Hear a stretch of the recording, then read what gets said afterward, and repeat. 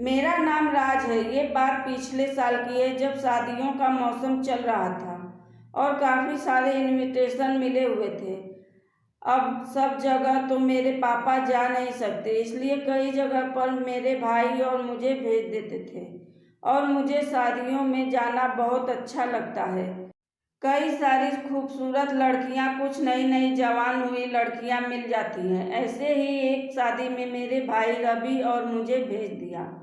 दोपहर का समय था और हम सब दूल्हे की तरफ से थे, तो हम सब बस में बैठ गए क्योंकि दूसरे शहर में जाना था। तो मैं और मेरे भाई को बस में बैठने की जगह मिल गई। अब हमारे आगे दो लड़कियां बैठी थी। एक तो शादीशुदा थी और दूसरी शादीशुदा नहीं लग रही थी। नाम नहीं जानता था, पर काफ़ी हॉट लग रही थी। उसकी उम्र लगभग हमारे ही जितनी थी और अभी अभी जैसे जवान हुई थी। दिखने में काफ़ी हॉट और सुंदर थी और शादी के मेकअप में कुछ ज़्यादा ही खूबसूरत लग रही थी। उसने श्याम गुलाबी कलर की चनिया चोली पहना हुआ था और उसका पल्लू देखकर जिससे पता चलता था कि उसने काफ़ी टाइट चोली पहनी थी। अब बस चल पड़ी। सबका गाना बजाना शुरू हो गया। मेरा भाई कई लोगों को जानता था, तो सब खड़े होकर गाने और नाचने लगे। मस्ती का माहौल था। मैंने देखा कि मेरे भाई की भी उसी पर नज़र थी और वो लड़की भी कम नहीं थी। हंसते हंसते बार बार पीछे देख रही थी। मैंने भी चांस ले लिया और आंख मार दी।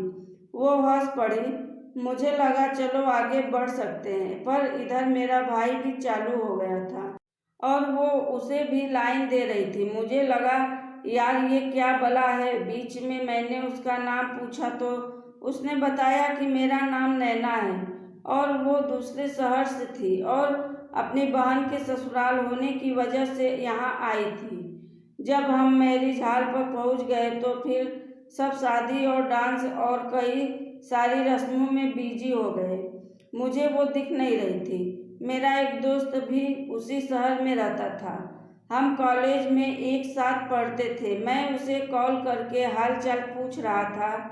इतने में मैंने देखा मेरा भाई नैना के साथ खड़ा था और काफ़ी हंस हंस के बातें चल रही थी। मैं अपने भाई रवि को अच्छी तरह से जानता हूँ और रवि उसको पटाने की तैयारी ही कर रहा था, लेकिन मैं ये चांस खोना नहीं चाहता था।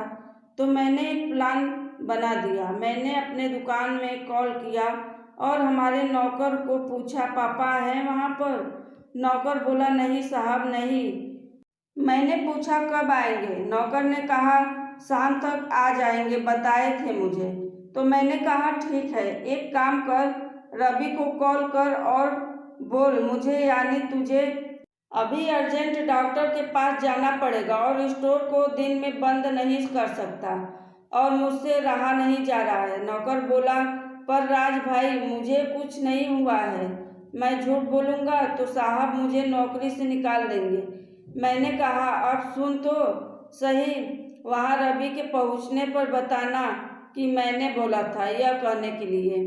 फिर मैं संभाल लूँगा, कुछ नहीं होगा, मेरी गारंटी है। सोच ले, मेरी बात मान और जैसा कहा है तू वैसा ही कर। अरे दोस्त के लिए इतना भी नहीं कर सकता? भरोसा रख, नौकरी को कोई प्रॉब्लम नहीं होगा। वह थोड़ा डरा हुआ था पर मान गया। उसे पता है हम दोनों भाई में चलता है। मैं अपने भाई रवि के पास आ गया था और स्टोर से नौकर का कॉल आया। भाई पापा के डर से तुरंत वहां जाने के लिए तैयार हो गया। मुझसे कहा कि इस पागल की भी अभी ही तबीयत बिगड़नी थी। मैंने पूछा अभी ही मतलब? रवि ने कहा दिख नहीं रहा है, मैं बिजी हूँ, मेरी शाम बिगड़ी ना। अब चल मैं जाता हूँ, बाद में तू पहुँच जाना, कुछ काम हो तो कॉल करना।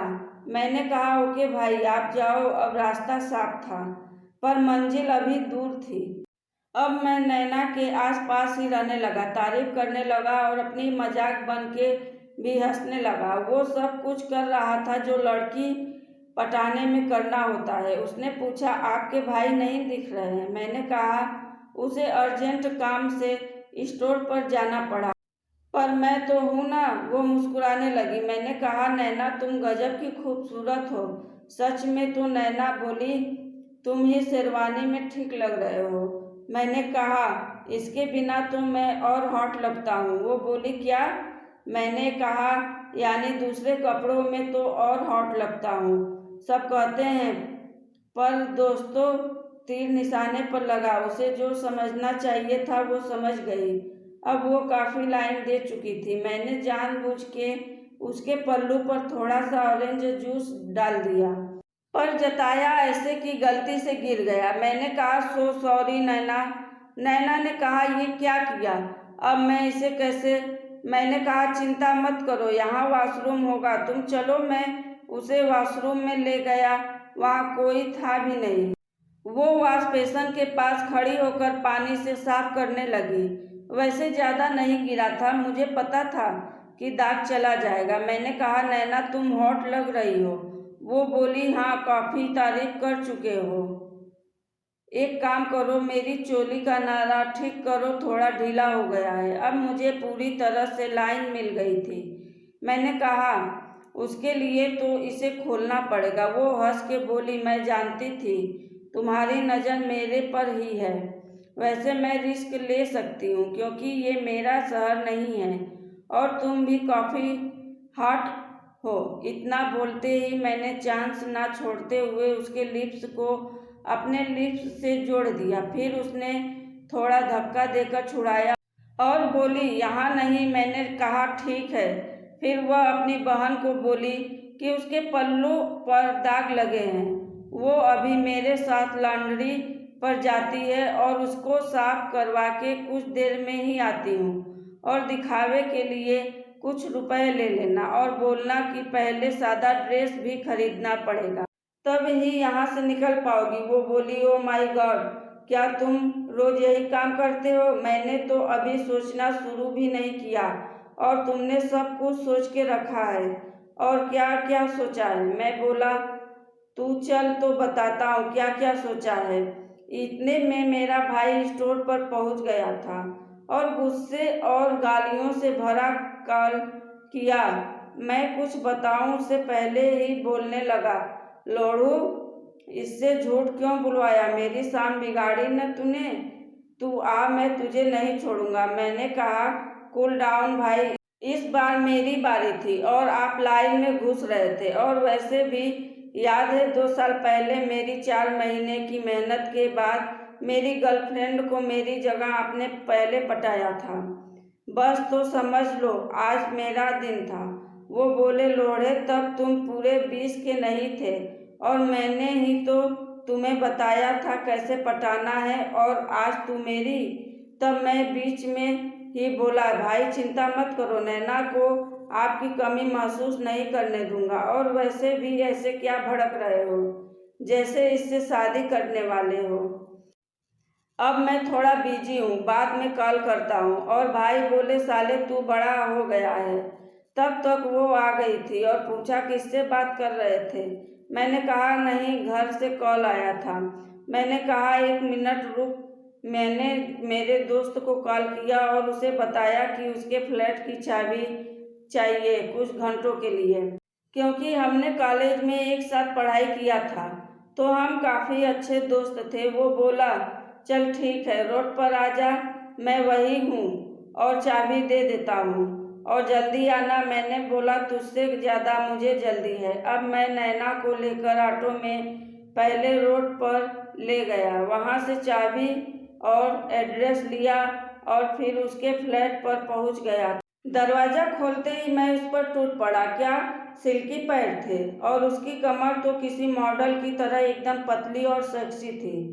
3 घंटे कब निकल गए पता ही नहीं चला और फिर अलार्म बजते ही हम तैयार हो गए और पास के मेडिकल स्टोर पर रुके और उसके लिए मेडिसिन ली और उसकी बहन को कॉल किया और कहा, दीदी पहले तो वो लॉन्ड्री वाला लेट आया, फिर बोला कि 2 दिन तक देनी पड़ेगी, तो मैं तो वैसे ही वापस आ रही हूँ।